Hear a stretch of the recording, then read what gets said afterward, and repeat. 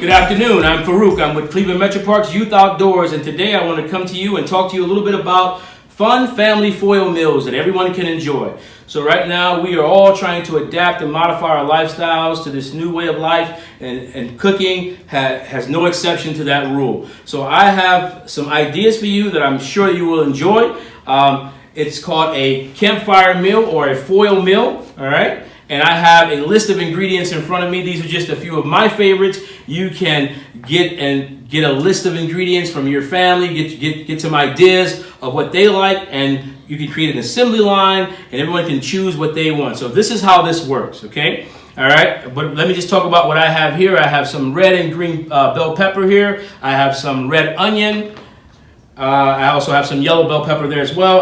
I have some mushrooms here, kielbasa, and I have some ground beef. Over here I have some broccoli and cauliflower, red and white potatoes, yellow and green zucchini, and for seasoning I simply have salt and pepper and a little of my favorite here, adobo. You can dial it up, dial it down, you can add or take away from this what you like. The first thing you want to do is you want to get your foil out. You want to lay your foil out on your table. You want to have at least one, maybe two sheets of foil. If the foil is thin, you don't want to have the foil rupture and you lose all of your ingredients. All right, so you would take your stick of butter. All right, you would simply just lay that foil out on the table and kind of right in the center of that foil, kind of paint your butter right on there. Be generous with it. You don't have to worry about it. Just put that butter on there. All right. Next thing you want to do is you want to add your ingredients. I like to start with the meat first, and again, with this ground beef, I like to go with something that's not too lean. This one I think is a 70-30 or something like that.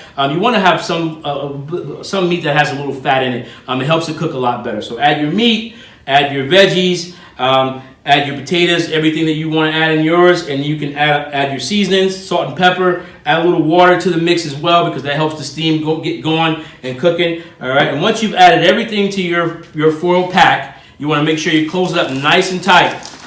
All right, seal that up really good, but leave some air in there so that steam can get around in there and get everything cooking. All right.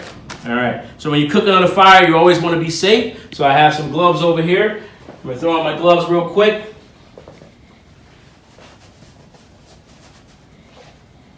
And our fire has appeared to die down a little bit, but the coals are actually still nice and hot. So you don't want to cook on a roaring fire. You want to cook on white hot coals. All right.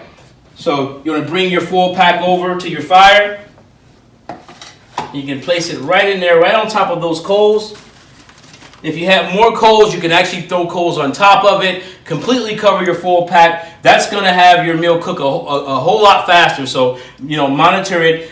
This particular meal should take anywhere between 20 to 30 minutes to cook. Check it periodically. You may have to rotate it. You may have some hot spots, in your cooking area, so check it, all right? And it's going to be super hot, so you may want to grab some tongs to bring it out. When it's all done,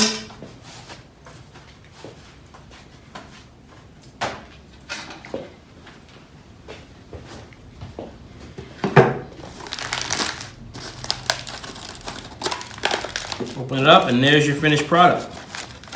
Doesn't that look delicious? All right.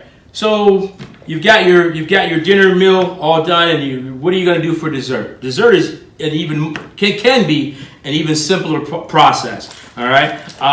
And again, you have your foil. You want to take your foil, you lay it out flat, add your butter to it. What I like to use is simply apples. Excuse me one second.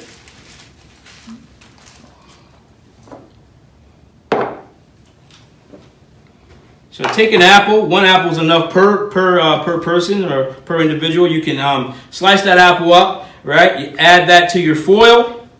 Add some brown sugar. Add some cinnamon.